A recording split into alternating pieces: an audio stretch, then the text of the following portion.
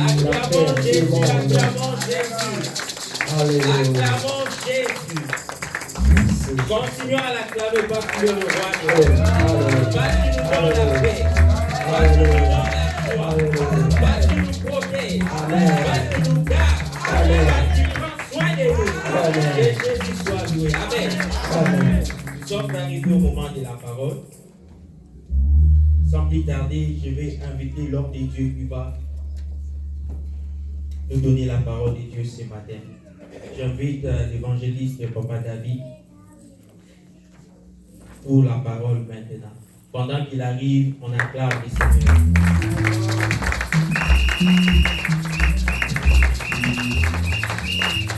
Continuez à acclamer, continuez à acclamer.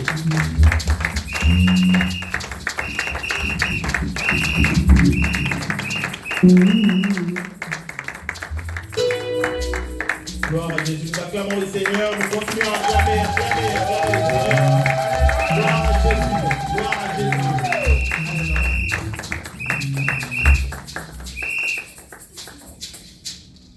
Shalom, bien-aimés dans le Seigneur. Shalom encore. Shalom. Je vous salue au nom puissant de Jésus. Je remercie le Seigneur pour le temps qu'il nous donne de nous rassembler encore. Amen, amen. Amen. Bien-aimés, chaque jour qui passe est un miracle. Dites amen. Amen. Je remercie le pasteur qui nous a renouvelé sa confiance ce matin. Je remercie les membres du board ainsi que vous-même qui êtes là ce matin. Alléluia. Amen. Bien-aimés, sois bénis dans le nom de Jésus. Amen. Jesus love you. Amen. Jésus t'aime beaucoup. Amen. Bien-aimés, sans plus tarder, nous allons passer à notre message de ce matin.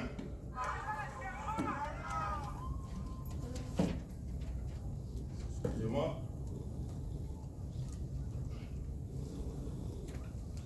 Ce matin, bien-aimés, nous allons continuer dans la même lancée que le pasteur le dimanche passé, parce que nous sommes en train de baliser les chemins pour l'année qui va commencer. Eh bien, aujourd'hui, nous allons parler de l'amour. Mais notre thème, bien-aimé, est intitulé « Marcher dans l'amour ». Alléluia. Amen. Le dimanche passé, le Seigneur et le pasteur nous a parlé comme Christ. Like Christ. Et ce matin, c'est marcher dans l'amour. Bien-aimé, ce message est très facile à donner parce que la Bible de Genèse à l'Apocalypse parle de l'amour. Alléluia. Amen. Même si on te donnait le micro ce matin, tu vas faire un très bon travail. Parce que l'amour, c'est même le caractère du chrétien. Alléluia. Amen. Si nous n'avons pas parlé de l'amour, qu'est-ce que nous allons encore dire? Amen, amen. Amen. Bien aimé, j'ai tiré ce thème d'Éphésiens chapitre 5 au verset 2e. Éphésiens chapitre 5, verset 2e, nous allons lire. Éphésiens chapitre 5.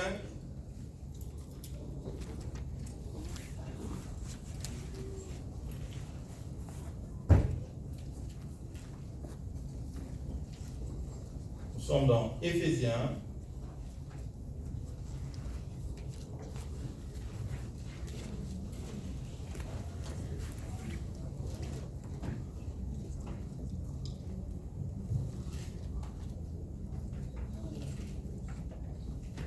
Éphésiens 5.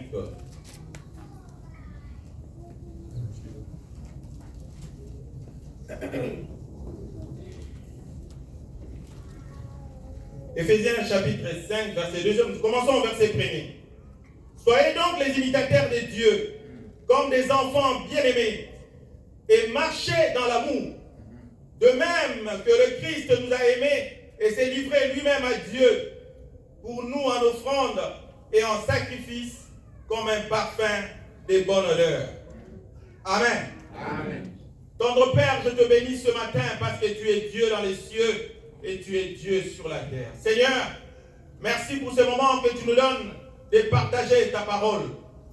Père, donne que tu nous parles ce matin. Parle à nos cœurs, Seigneur, afin que Père Dieu de gloire, au sortir de ces cultes, que nous puissions avoir un plus. Nous avons prié au nom puissant de Jésus, nous te disons Amen. Amen. Bien aimés, sans plus tarder, notre thème c'est marcher dans l'amour. Nous avons deux mots qui sont mis en exergue. Le mot marcher et le mot amour. Marcher, bien aimé, a plusieurs définitions. Et l'une des définitions que j'ai retenues, bien aimé, ce matin pour vous, c'est progresser sans forcément impliquer un déplacement physique. Quand on dit marcher dans l'amour, bien aimé, ici, on voudrait dire tout simplement vivre dans l'amour. Marcher, c'est aussi fonctionner. C'est mouvoir ou être mis en mouvement. Marcher signifie aussi aller.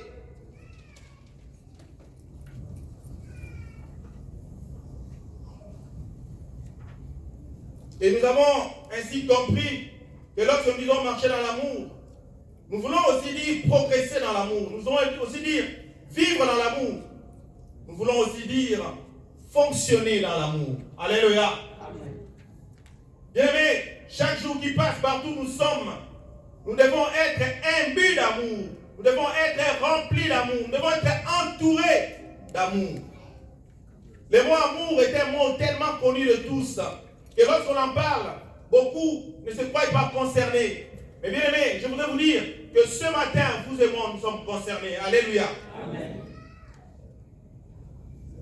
Vous et moi, nous sommes concernés par ces mots. Et amour, qu'est-ce que ça veut dire? Amour, ça veut dire tout simplement, il y a plusieurs définitions aussi, mais l'une des définitions qui cadre avec mon thème, c'est désirer, désir d'accomplir les biens d'autrui.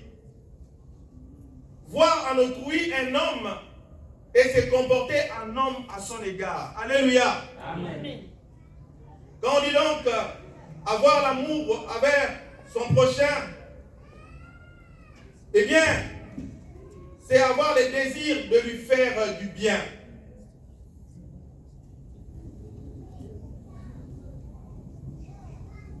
Bien aimé, ce matin, qu'est-ce que ce thème veut nous dire? Je voudrais introduire mon message en disant ceci. Les fidèles de l'église primitive pratiquaient vraisemblablement aussi le don de soi et celui de ses biens. C'est-à-dire qu'ils se donnaient et qu'ils donnaient aussi. Car à quoi bon parler en langue, paraître quelqu'un et même être généreux si je ne suis pas motivé par l'amour? Alléluia. Amen. Vous avez déjà entendu dire que nous demandons à Dieu, nous ne recevons pas parce que nos motivations sont mauvaises. Alléluia. Amen. Je vais acheter parce que l'autre a acheté. Je vais avoir parce que l'autre a eu. Je vais partir parce que l'autre est allé. Bien-aimé, en tant que chrétien de Maranatha, je bénis le Seigneur, bien-aimé. Je prêche ce matin avec beaucoup d'amour. Bien-aimé, changeons vraiment d'attitude. Les pasteurs en parlent tous les jours ici. Il ne faut pas faire parce que l'autre a fait. Il ne faut pas désirer parce que l'autre a désiré. Nous devons changer le monde, même si le monde autour de nous est devenu mauvais, est devenu piètre. Mais nous, en Maranatha, soyons meilleurs. Amen. Est-ce que je parle à quelqu'un ce matin? Amen. Soyons vraiment meilleurs. Que ces choses-là, je veux dire des mauvaises choses, qu'on ne trouve pas ça chez toi. Quand même toi, tout le monde a fait ceci, mais qu'on ne trouve pas ça chez toi. Alléluia. Amen. Cet amour qui est reçu avant d'être donné. La Bible nous dit en effet que lorsque Jésus reviendra, il prendra avec lui son épouse sans tache ni ride, ni rien de semblable. Voilà ce que Jésus attend de l'Église. Une assemblée sans tache, ni ride, ni rien de semblable. Pas une assemblée froissée. Ce matin, personne n'a voulu porter un habit froissé. Un habit froissé revient à ce qui a des rides, à quelque chose qui est chiffonné. Jésus ne voudrait pas voir une église chiffonnée. Alléluia. Amen. Il voudrait voir une église sans tache, ni rides, ni rien de semblable. Vous pouvez trouver ça dans Éphésiens chapitre 5 au verset 27.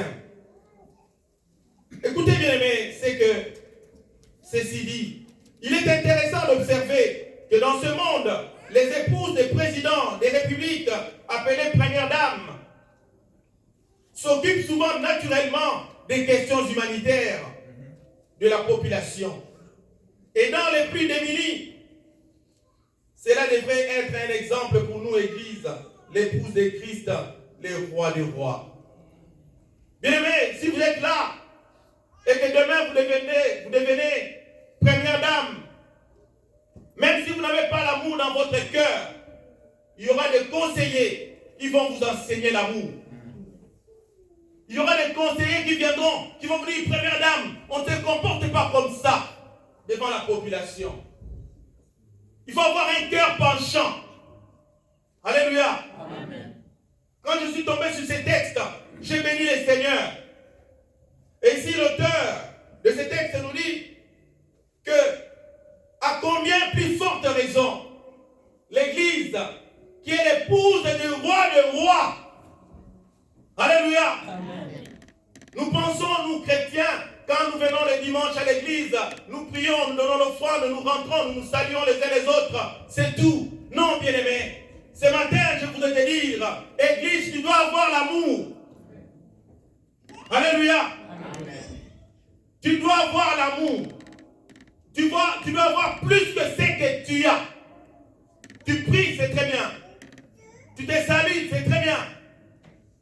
Mais bien-aimés, en dehors de ça, je suis encore à l'introduction. Jésus-Christ attend à l'église un cœur compatissant. Parce qu'au milieu de nous, nous avons les pauvres. Même pas à Maranatha, mais autour de nous. Il y a des orphelins. Il y a des veuves. Il y a des plus démunis. C'est aussi un rôle de l'église. Je bénis le Seigneur. L'église que je fréquentais à Kentucky avant de venir, c'était une église merveilleuse. Destiny Church. C'est une église, il n'y avait que des blancs. Mais au mois de décembre, les pasteurs nous disaient, venez, on va emballer les choses, on va donner aux pauvres. Alléluia. Amen. On emballait, on prenait du temps. Il y avait tellement de choses à emballer. Et moi un jour, je posais la question au pasteur, mais ces choses, on emballe, on va envoyer ça où? Il m'a dit, on va envoyer aux pauvres. Et avant d'envoyer aux pauvres, il a regardé dans l'église qui était dans le besoin.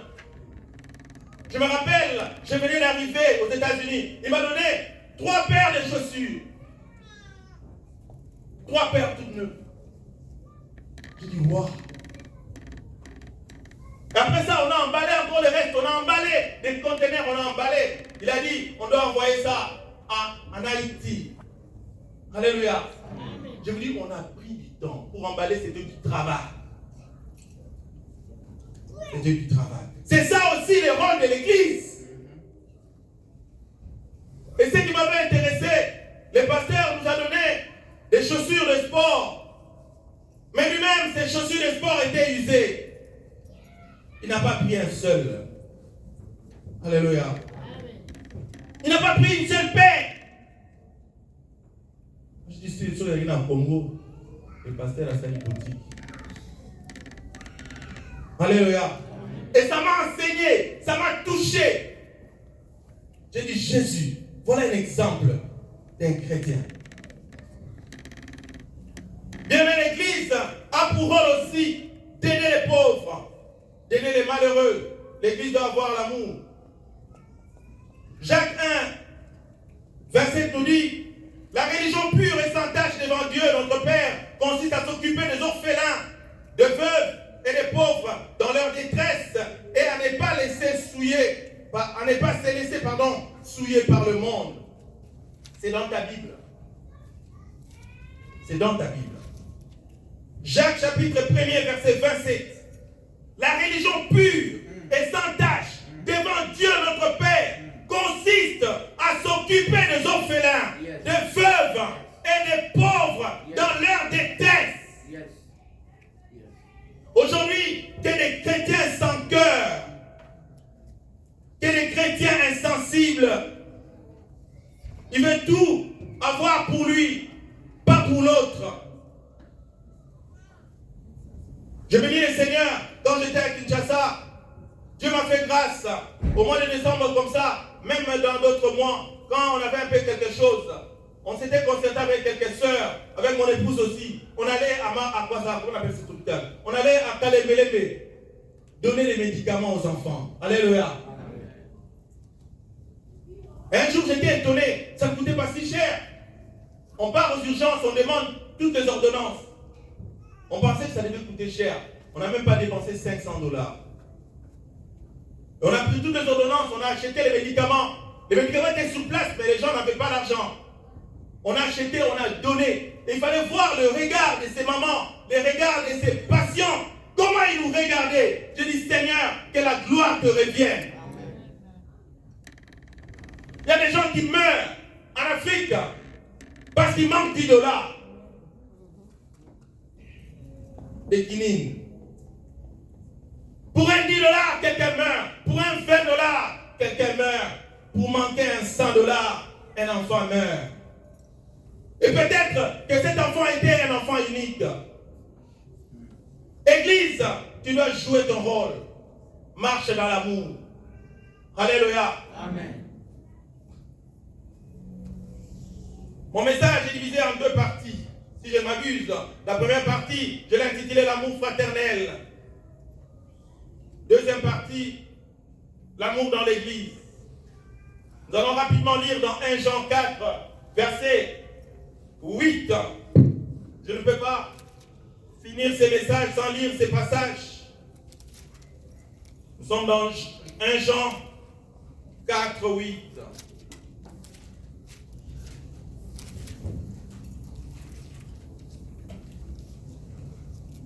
1 Jean 4, 8. Oui, la Bible nous dit ceci. Nous lisons dans 1 Jean 4, 8. La Bible nous dit. Où est-ce que je suis? Je m'excuse. Oui, 1 Jean 4, 8, la Bible nous dit, celui qui n'aime pas n'a pas connu Dieu, car Dieu est amour. Alléluia. Bien, mais souligne ce verset dans ta Bible. Souligne ça. Celui qui n'aime pas, je répète, n'a pas connu Dieu, car Dieu est amour. Tu es chrétien de Maranatha. On te pose la question, Dieu c'est qui? Si tu as oublié la définition de Dieu, dis seulement Dieu est amour. Amen. Vous allez en avoir une. Alléluia. Et en cherchant, en lisant toute la nuit, j'ai découvert que aimer, ce n'est pas aimer ce qui te donne. Non, c'est aimer aussi ceux qui n'ont rien à te donner. Alléluia. Aimer aussi ceux qui n'ont aucune interaction avec toi. Amen. C'est ça l'amour que Dieu attend. Parce que aimer celui qui te donne, c'est normal, c'est naturel, c'est automatique. Tu l'aimes parce qu'il te donne. Mais il faut aimer tout le monde. Même un Chinois. Il y a un comédien que je suis, qui m'a fait rire. Il a dit, Congola, comment autant un Chinois?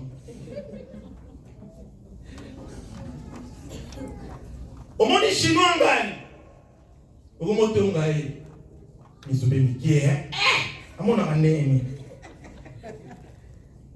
nous devons aimer même les Chinois, les Indiens, les Australiens. Aimer les Rwandais, aimer les Burundais, merci papa docteur. Aimer tout le monde. On n'a rien contre eux. Mon voisin de la maison était un Rwandais. Quand j'ai parlé avec lui, On écoute, disait, hé, Keba.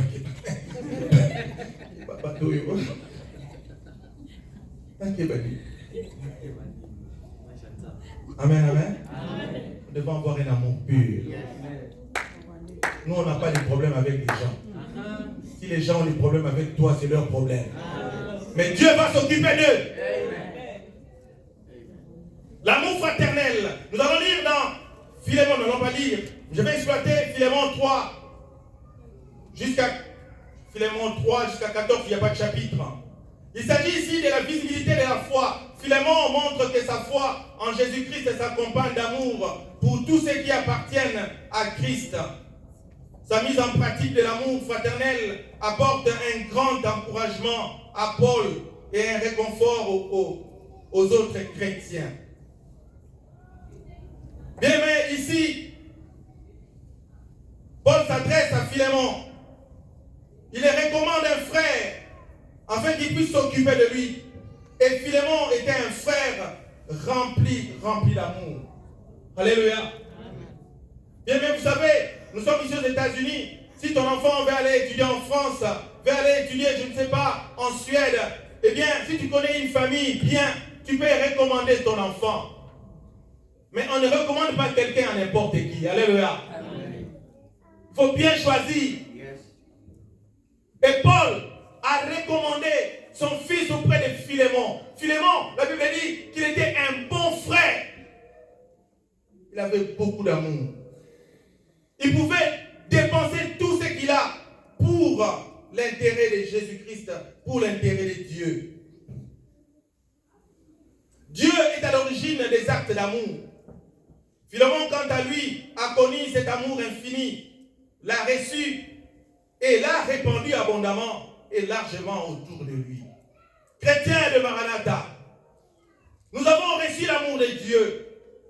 Nous devons le répandre abondamment autour de nous, afin que Christ soit glorifié. Afin que Christ soit glorifié. Si tu peux poser un acte d'amour, c'est une très bonne chose. Le dimanche passé, le pasteur nous a parlé d'un verset qui dit, quand on connaît les biens, on ne les fait pas. C'est un péché. C'est dans Jacques. Bien, mais il faut toujours faire le bien. Quand le Saint-Esprit est toujours avec nous, quand le Saint-Esprit dit fais ça, il faut le faire. Amen. Si tu ne le fais pas, c'est un péché. Et la Bible ne dit-elle pas que tout ce qui n'est pas fruit d'une conviction est péché? Quand tu es convaincu de faire quelque chose, fais-le. Il ne faut pas dire ah, au monde est là. Au monde est là, yo. Il est mis ça là, moi. Alléluia. C'est Jésus qui te demande de poser cet acte. Nous ne regardons pas aux hommes, mais nous regardons au Seigneur. Nous regardons au Seigneur parce que, bien aimé, je vais vous dire, Maranatha, les temps sont proches. L'heure est avancée. Faisons attention. La Bible dit, le Fils de l'homme, quand il va revenir, ça sera comme un éclair. Du nord au sud, de l'est à l'ouest, en un clin d'œil. Et bien aimé, si tu n'es pas rempli d'amour, et bien aimé, tu ne vas pas monter. L'amour va agir en nous comme l'hydrogène pour un ballon qui gonflable et qui monte. C'est l'amour qui va nous faire monter. Amen. Si tu as beaucoup d'amour, tu vas monter. Celui qui croit en moi, des fleuves d'eau vive couleront de son sein, dit l'Écriture. Celui qui croit en moi, des fleuves d'eau vive couleront de son sein. Quels sont ces fleuves? C'est l'amour. Alléluia. Amen. Celui qui croit en Jésus, eh bien l'amour coulera de son sein.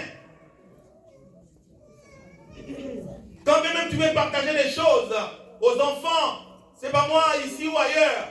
Bien aimé, tu ne feras pas exception. Tu dis, je vais donner 3 unités à chaque enfant. Et tu donnes 3 unités à chaque enfant.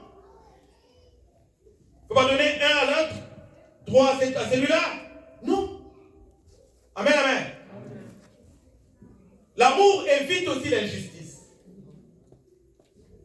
Fidèles et Maranatha, nous devons éviter l'injustice. Vous êtes là, peut-être que vous avez les enfants que vous élevez, les enfants qui vous appartiennent et ceux qui ne vous appartiennent pas. Bien aimés, quand vous les servez, servez-les de la même manière. Amen. J'insiste, de la même manière. Amen. Je me rappelle, quand j'étais relativement jeune, j'étais déjà assez lucide.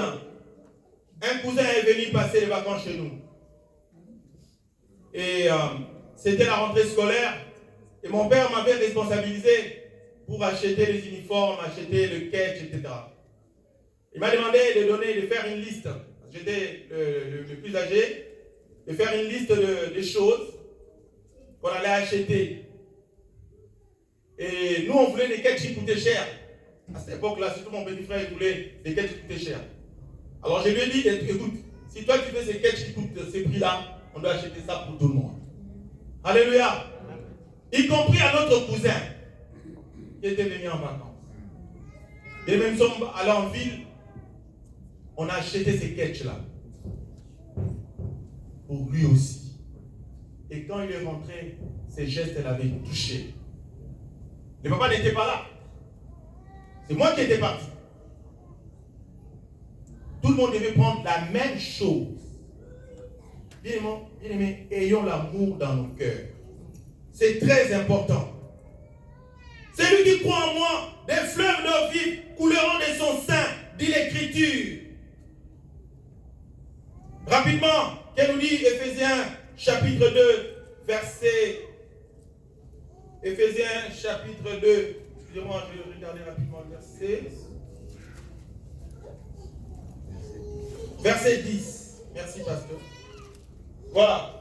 Car nous sommes son ouvrage ayant été créé en Jésus-Christ pour des bonnes œuvres que Dieu a préparées d'avance afin que nous les pratiquions.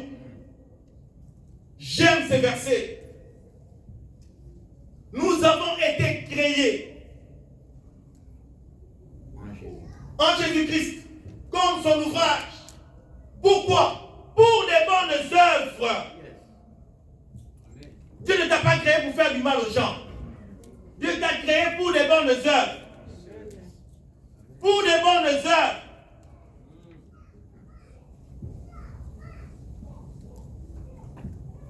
Bien aimé, tu as été créé en Jésus-Christ pour des bonnes œuvres.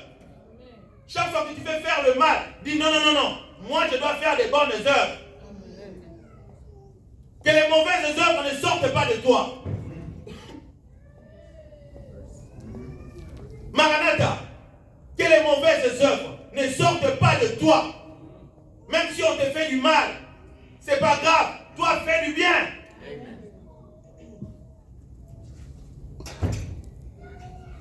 1 Corinthiens.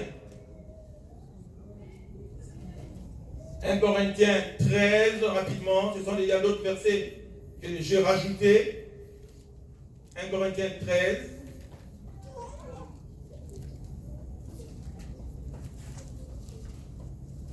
Il y a tellement de versets clés qu'il faut les lire. Nous sommes dans 1 Corinthiens 13 au verset 4e. La Bible dit, nous lisons jusqu'à 8. La Bible dit ceci. L'amour est patient. L'amour est serviable. Bien-aimé, Maranatha, tu es rempli d'amour. Sois patient. Nous n'avons pas tous les mêmes qualités. Nous n'avons pas tous les mêmes compétences. Nous n'avons pas tous les mêmes habiletés. Sois patient, bien-aimé. Tu apprends à un frère quelque chose, il ne comprend pas, sois patient. L'amour est serviable. Maranatha, sois serviable. Sois serviable. Oh non, c'est toujours moi qui donne, c'est toujours moi qui fais ça, c'est toujours moi qui envoie. Non, que les autres aussi envoient.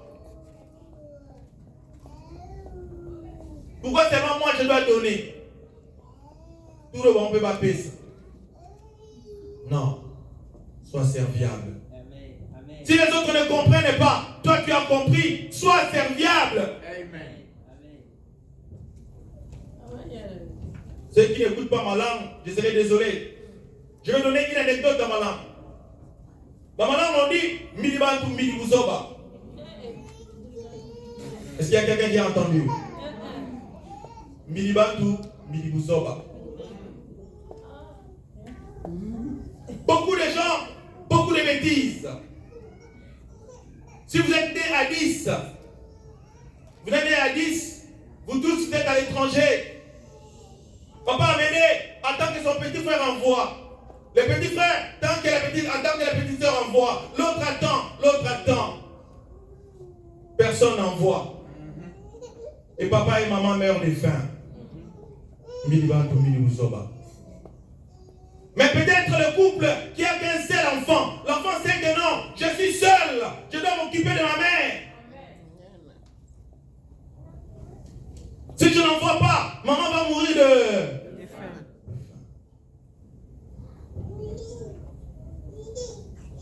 Bien, mais soyons serviables. N'attends pas que l'autre donne. Toi, donne. Même si la personne qui reçoit en aura 2, ce n'est pas ton problème. Il y a des gens, quand tu lui dis de donner, il dit non, je n'ai qu'un $50. Si je lui donne, ça ne va pas le satisfaire. Toi, ton problème, ce n'est pas de voir la satisfaction de la personne, mais c'est de voir l'acte que tu vas poser.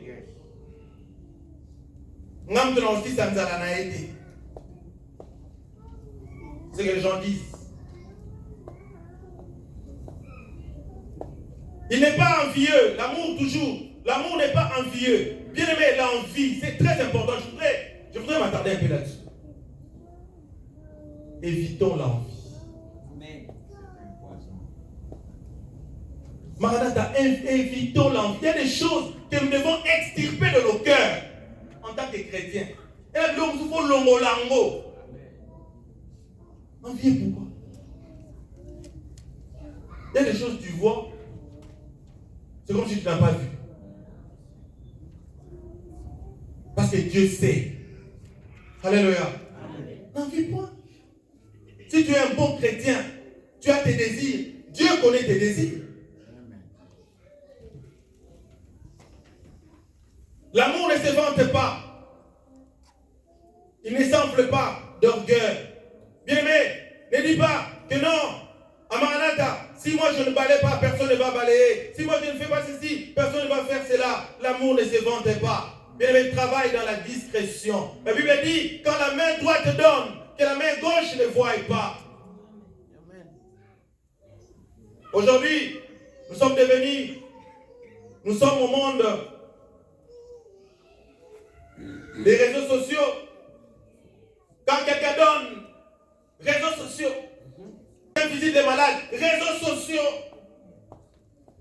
La Bible dit, tu as déjà retiré ta satisfaction. Tu as déjà eu ta récompense, merci pasteur. Il faut parfois faire des choses en catimini. Tu fais des choses, tu ne veux pas que les gens sachent. Notre maître Jésus, il disait toujours, va et ne dis à personne. Va et ne dis à personne.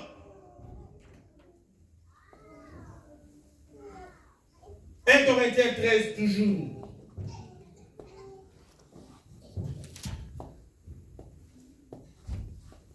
Il ne fait rien, il ne s'en fait pas d'orgueil, surtout ça. Ne soyons pas orgueilleux, bien aimés dans le Seigneur. L'orgueil est un péché mortel. L'orgueil. La Bible dit, Dieu résiste aux orgueilleux. Mais il fait grâce aux humbles. Alléluia. Bien-aimés, ne soyez pas orgueilleux. Ne sois pas orgueilleux, bien-aimé. Sois humble. Nous sommes dans l'école du Seigneur. Apprenons les vertus de Dieu. Verset 5. Il ne fait rien de malhonnête. Malhonnête. Chrétien, ne sois pas malhonnête. Ça me fait mal quand on me dit qu'un chrétien est malhonnête. Hier, je suivais une émission chrétienne. Cette dame-là, une blanche, elle a dit, il y a des gens qui prennent des stylos au travail. Il y a d'autres même qui prennent des surlignères, des stabilos. Il prend un stabilo au travail, il l'amène à la maison. Le lendemain, il part, il prend encore un surligneur. Il prend un stylo. Bien-aimé, auprès de notre Dieu, il n'y a pas de grands péchés, de petits péchés. Tu as volé. Tu pars dans un office, on a mis les stylos là-bas, tu prends, tu remplis ton formulaire, tu termines, remets les stylos. Yobo Sanaka. Ok, Naka la stylo là-bas.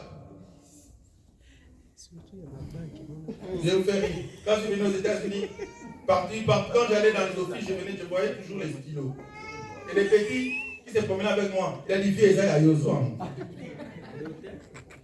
Ah! Moi, je pensais que c'était pour moi. Je prenais. Après, j'avais compris que ce n'était pas pour moi. J'ai dit, plutôt avant. Ah, bah, tu es là, Abisso.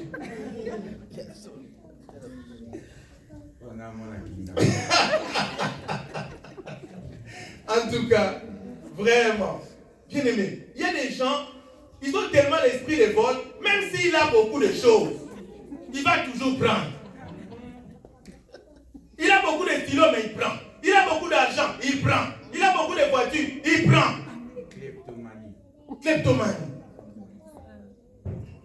Il y avait un PDG au Congo, un PDG d'une banque. Celui-là m'avait étonné. La banque avait acheté plus de 300 mousses, bien couvertes. La mousse, Matela mousse. Je ne sais pas pourquoi la banque a acheté. Pour des cérémonies, je ne sais pas, pour les donner peut-être au personnel. Mais le PDG a pris tous les 500 ou 300 mousses qu'il a amené chez lui. Il n'a pas voulu donner au personnel.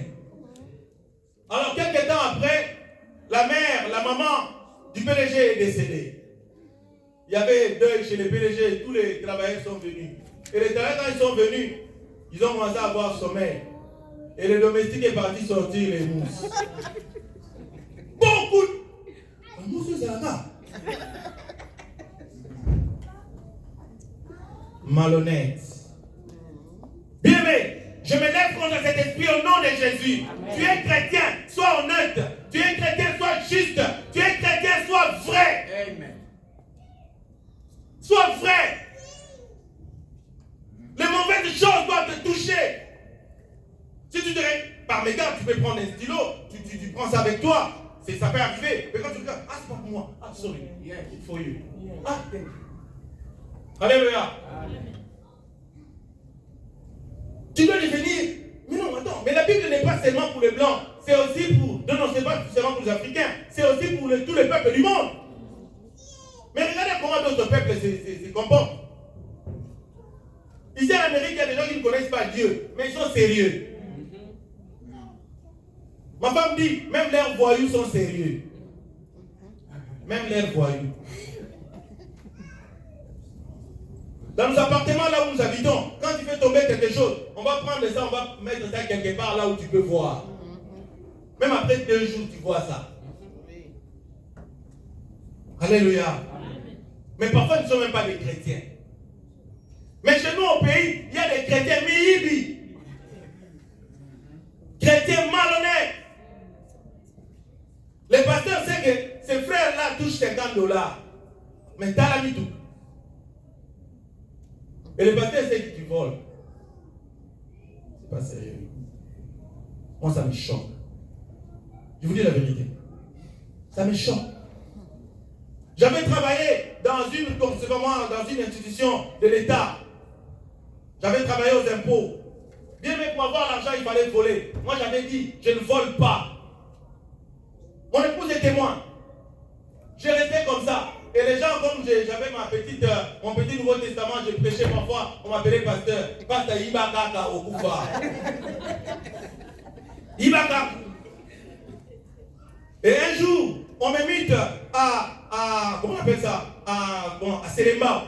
Je commençais à travailler aux constructions DGI Séléma. Là-bas, il n'y avait rien. Il n'y avait que les pleurs et les grincements dedans. Un jour, j'ai travaillé et j'avais un pantalon jean. Ce pantalon s'est déchiré alors que je marchais. Je me suis caché chez un tailleur. D'ailleurs, on a appelé ça. venu prêcher ici. Et vous ne savez pas par quel chemin il est passé. C'est d'ailleurs appris la nappe qu'il utilisait pour repasser les choses. Une nappe brûlée. Vous connaissez ces nappes-là, évidemment. Il m'a donné. En attendant qu'il puisse raccommander mon pantalon jean. Et quand il a fini de raccommander mon pantalon, j'ai dit Seigneur, à niveau. J'ai pleuré. J'ai vraiment pleuré. Comme un niveau. Nicolas qui ont été.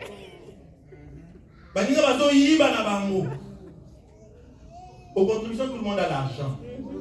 Parce qu'ici, il est parti seulement. C'est pas moi, chez les commerçants là. Il dit, bon écoutez, toi tu n'as pas payé, je vais fermer. Je te donne 1000 $. Tu ne donnes pas au bureau, tu mets au pot dans la poche. Tu vas voir le chef. Il dit, chef, on va donner 500. Le chef te donne encore 100 $. Il a commis à 600. Nous avons commis à niveau. Et un mois après, un ami est venu me voir. Mais tu as un CV? Moi, j'ai dit oui, j'ai un CV. Je lui ai donné. Il m'a amené les CV là aux Nations Unies. On m'a appelé le lendemain. Je suis parti faire le test. Il y avait beaucoup de gens, plus de 200 personnes. Moi, j'étais le dernier. J'ai passé mon interview. On m'a retenu. Et avant même qu'on me retienne, pendant la séance tenante, le jury a dit c'est toi qu'on va prendre. Amen. Et Amen.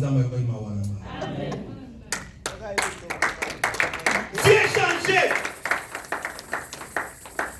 Pendant il va miette.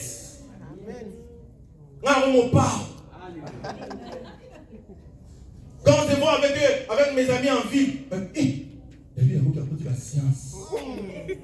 Géographie, ça a raté la science. Comme sur la côté, on rappelle l'histoire. On a continué, bien-aimé. Bien-aimé, il faut être honnête avec Dieu. Il faut être honnête avec Dieu. J'étais où? Verset 5. Il ne fait rien de malhonnête. Il ne cherche pas son intérêt. Il ne s'irrite pas. Il ne médite pas le mal. Il ne médite pas le mal. Bien, mais je suis désolé de vous dire, aujourd'hui, dans les églises, pas ici, surtout dans nos pays là-bas, on commence à empoisonner les gens à l'église. On empoisonne les pasteurs. Les frères font une entente, un complot pour empoisonner les pasteurs. Et les pasteurs meurent aussi. Vous avez entendu combien de pasteurs meurent là-bas? On empoisonne les frères. On empoisonne les responsables de l'alcorat. On empoisonne les modérateurs. Bien-aimés. Et ces gens-là sont des chrétiens. Est-ce qu'ils n'ont jamais lu ce verset? Un chrétien qui empoisonne? Moi, je ne comprends rien du tout. Il ne se réjouit pas de l'injustice, mais il se réjouit de la vérité. Peuple de Dieu, Maranatha, ne te réjouis pas de l'injustice. Parce que Dieu est juste. Il se réjouit de la vérité. La Bible dit, Jésus-Christ est le chemin, la vérité et la vie. Il faut dire la vérité. Même si c'est ton fils qui a mal fait, tu dis non, papa, tu as raison. C'est mon épouse qui a mal fait. Il faut être vrai. Ça ne me coûte rien. En tout cas, moi c'est comme ça que je suis. Il pardonne tout, il croit tout, il espère tout, il supporte tout.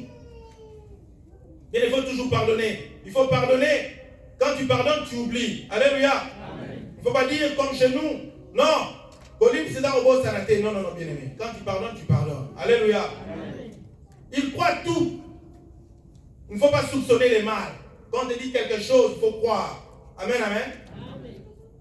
Et il supporte tout. L'amour ne succombe jamais. Que ce soit les prophéties, elles seront abolies. Les langues, elles cesseront. La connaissance, elle sera abolie. Alléluia. Amen. Bien maintenant les seigneurs, voilà, nous avons passé en revue ces versets, même si je ne termine pas le message, c'est pas grave, on a dit l'essentiel. Galates chapitre chapitre 6, 9 à 10 nous dit, ne nous laissons pas faire le bien, car nous moissonnerons au temps convenable si nous ne nous relâchons pas. Faisons toujours le bien. Bien-aimé, tu as fait le bien hier. Aujourd'hui, fais encore. Ne dis pas que hier, j'avais fait. Hier, tu n'as pas respiré. Tu as respiré. Hier, tu n'as pas vécu. Dieu t'a donné la vie. Mais aujourd'hui, tu vis encore. Mais pourquoi Dieu n'est pas fatigué? Et toi, tu te fatigues de faire le bien. Pourquoi? Fais encore le bien. Ne nous laissons pas faire le bien, car nous moissonnerons au temps convenable. Bien-aimé, moi, je ne me lassais pas. J'avais moissonné. Toi aussi, tu vas moissonner, bien-aimé. Et au finish, nous aurons la vie éternelle. Verset 10. Ainsi donc, pendant que nous en avons l'occasion, pratiquons le bien envers tous et surtout envers les frères en la foi. Ainsi donc, pendant que nous en avons l'occasion, pratiquons les biens envers tous et surtout envers les frères en la foi. Bien, mais quand tu pratiques les biens, tu dois le faire de manière pure. Et non faire comme une chantre à chanter, l'homme bon pour ne pas les citer. Elle a dit, dans une des chansons, je ne suis pas un bon chantre, il a dit, tu pars à l'intercession, tu donnes ton problème, tu tournes le dos, bakatio mike mike. Amen, amen. Comment on dit ça sur Céline? Voilà. Oh Jésus. Voyez. Amen, amen. Acclamons le Seigneur. Bien-aimé, ne soyez pas comme ça. Un frère vient chez toi. Frère, prie pour moi. Bien-aimé, prie pour lui, il ne faut pas dire à l'autre. Si tu le fais, tu tues ton ministère. Tu tues ton ministère. On ne t'a pas dit parce que tu es toi. On ne t'a pas dit parce que tu es. On t'a dit ça parce que tu es un enfant de Dieu. Tu peux prier. Soyons des bons intercesseurs.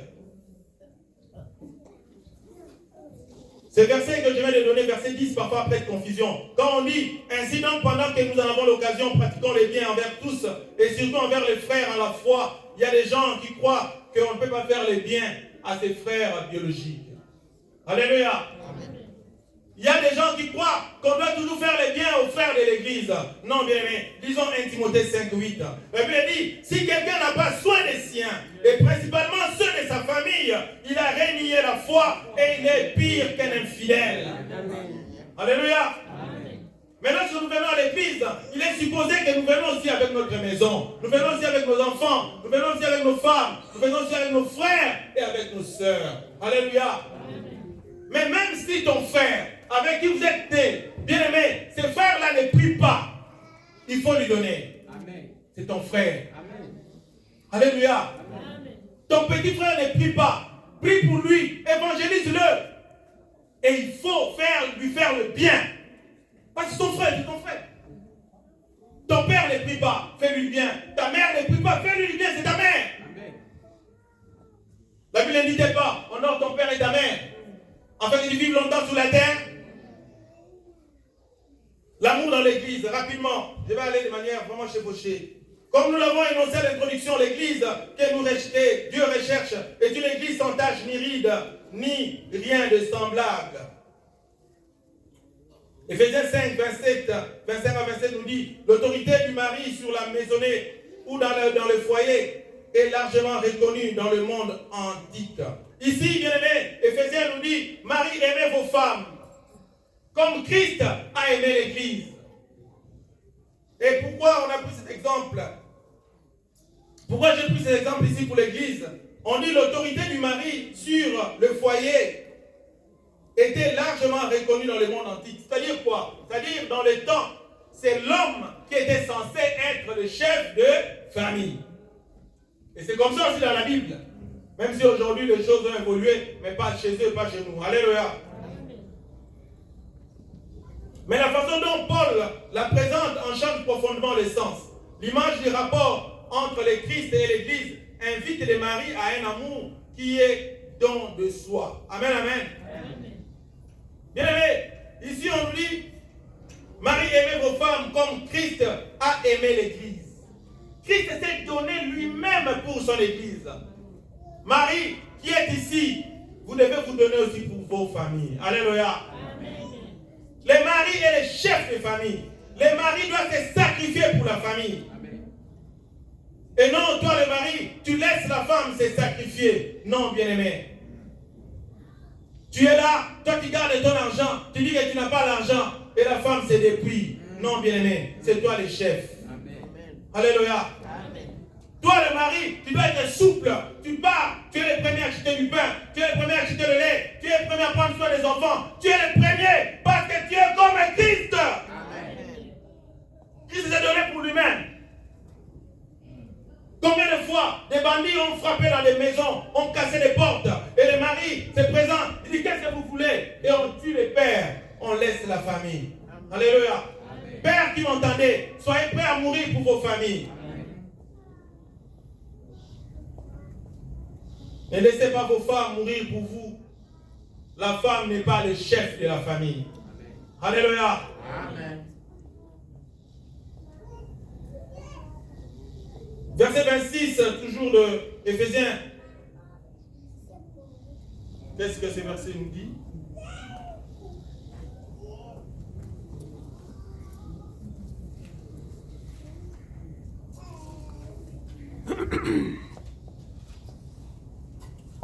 Éphésiens 5, 26. Éphésiens 5, 26, on nous dit ceci. Je commence au verset 25. Marie, aimez chacun votre femme comme le Christ a aimé l'Église et s'est livré lui-même pour elle, afin de la sanctifier, après l'avoir purifiée par l'eau et par la parole, pour faire paraître devant lui cette Église glorieuse, sans tache, ni ride, ni rien de semblable, mais sainte et sans défaut. Ici on dit, après l'avoir purifiée par l'eau et par la parole. Bien aimé, en Orient, la fiancée était baignée ou lavée avant le mariage. Alléluia. Bien aimé, toi qui a épousé une femme, il faut oublier son passé parce qu'il a été lavé avant le mariage. Amen, amen. Amen. Il y a des hommes qui rappellent à leurs femmes les choses de l'époque, les passés avant le mariage. Non, bien aimé. Le mariage a déjà lavé chacun de vous. Amen, amen. Amen. Cette image fait probablement référence à l'œuvre de purification initiale accomplie par Dieu. L'Église doit s'occuper des pauvres. Notons qu'en dehors du rôle spirituel de l'Église, cette dernière a le devoir, voire l'obligation de s'occuper des orphelins, les veuves et des plus démunis. Alléluia. Bien aimé, la Bible parle souvent des orphelins et des veuves. Pourquoi? Parce que c'est une frange de la population qui est pauvre. On considère cette frange comme des pauvres. Quand on parle des orphelins, on parle des veuves, on veut dire les pauvres. Alléluia. Amen. Pas nécessairement orphelin, pas nécessairement veuve. Mais quand quelqu'un devant vous est pauvre, quand quelqu'un est démuni, eh bien, l'Église doit le prendre ou la prendre en charge. J'avais dit que c'est aussi le rôle de l'Église. L'Église n'est pas seulement pour prier Raka, Shanda Bababa, Oh Roko Shinda. Non, bien aimé. Il faut aussi faire le bien. J'avais dit que la religion pure et sans tâche devant Dieu, notre Père, consiste à visiter les orphelins et les veuves dans leurs afflictions et à se préserver des souillures du monde. L'Église devra par là encourager les fidèles à exercer la compassion vis-à-vis des autres. Amen, amen. Amen. Nous avons vu le dimanche passé, les Lévites est passé, l'autre là est passé, les religieux est passé, mais les bons samaritains s'est arrêté. Alléluia. Amen. Soyons comme des bons samaritains. L'Église doit nous prêcher l'amour de Dieu. Dans Jean 3, 16, car Dieu a tant aimé le monde qu'il a donné son Fils unique, afin que quiconque croit en lui ne périsse point, mais qu'il ait la vie éternelle. Bien-aimé, Dieu lui-même a commencé à nous faire du bien. Dieu lui-même a commencé à nous enseigner l'amour. Ce n'est pas nous qui avons commencé. Alléluia. Amen. Conclusion. Ézéchiel, chapitre 35.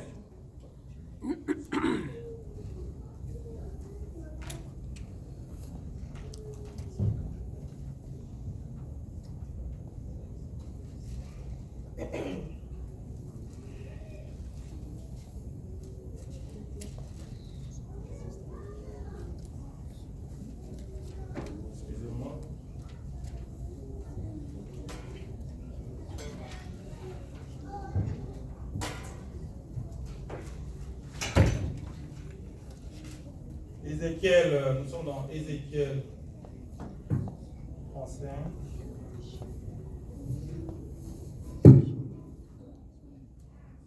Versets 25 à 27.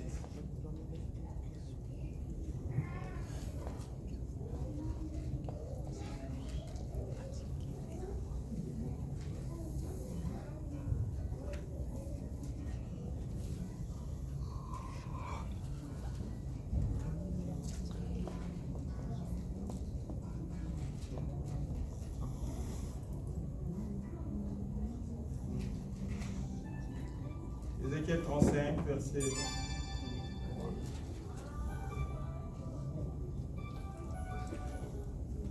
Les papiers sont tellement fins. Ézéchiel 35, verset 36, verset 25 à 27.